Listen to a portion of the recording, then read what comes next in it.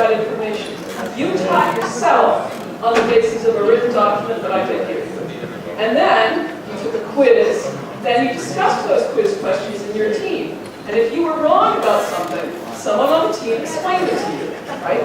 So let's see how the group scores went on the cards. When you answered on the cards, how many of the teams were correct right off the bat on both questions? Correct, right? So a really good result. How many of you missed at least once on one of the questions? Quite a few teams. Anybody missed multiple times on one or both of the questions?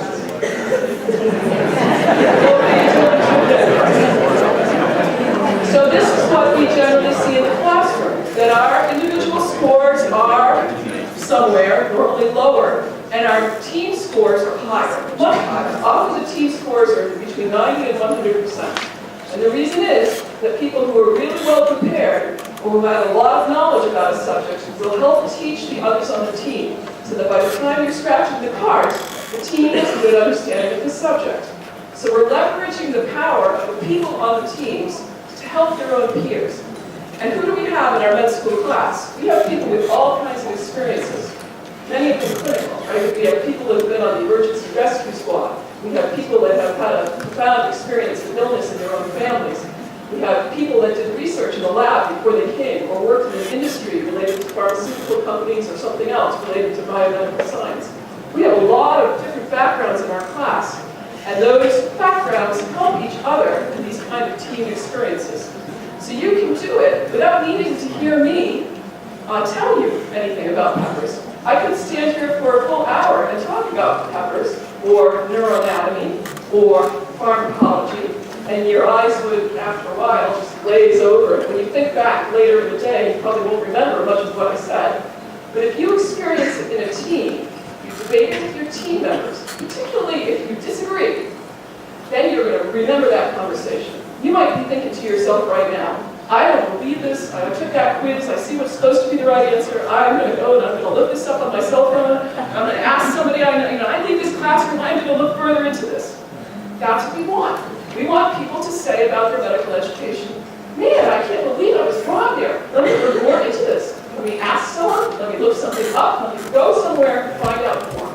This is the experience we want our students to be having in the classroom.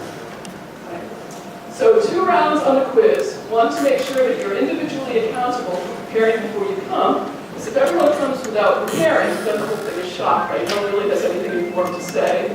You rely on the fact that you prepare yourself. And then after that, the teams go into action. Now, having learned something about chili peppers, and having been quizzed on it, and having had a conversation in the class, we're going to go to the last phase of team-based learning, which is you're going to use what you know to solve a problem. And here's the problem. It's on the yellow piece of paper. Does everyone have one of these yellow pieces of paper? Okay, so this is the problem you and your team need to decide on. The issue is you were just challenged to ingest, chew for 1 minute and swallow a freshly picked 2 by 1 inch red Savina habanero pepper, which is 427,000 Scoville heat units, the world's hottest pepper.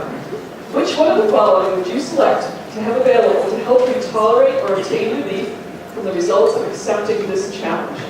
And there's your choices. On your teams, use what you know about peppers to decide what is the best thing to do in this situation. One answer, all right? So make a commitment. Discuss on your teams. We're going to vote on it.